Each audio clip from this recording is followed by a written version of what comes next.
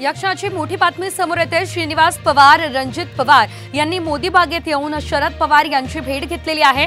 शरद पवार यांच्या तब्येतीची त्यांनी विचारपूस केली आहे। शरद पवार यांना डॉक्टरांनी आराम करण्याचा सल्ला दिलेला आहे। शरद पवार यांनी आजचे सर्व कार्यक्रम त्यांचे रद्द केलेले होते, त्यानंतर ही भेट घेण्यात आली। अधिकची अपडेट घेऊयात आमचे प्रतिनिधी मंगेश कचरे यांच्याकडून। मंगेश, आपण बघतोय कालच शरद पवार यांची तब्येत जी आहे ती खालावलेली होती, ते अस्वस्थ होते आणि आता श्रीनिवास पवार आणि रणजित पवार यांनीही भेट घेतलेली आहे। सविस्तर माहिती या संदर्भात। नक्कीच काल शरद पवार यांना सांगता सभा झाल्यानंतर तब्येतीचा काहीसा त्रास जाणवला होता। त्यानंतर त्यांची वैद्यकीय तपासणी करण्यात आली आणि त्यानंतर डॉक्टरांनी त्यांना आराम घेण्याचा सल्ला दिला होता।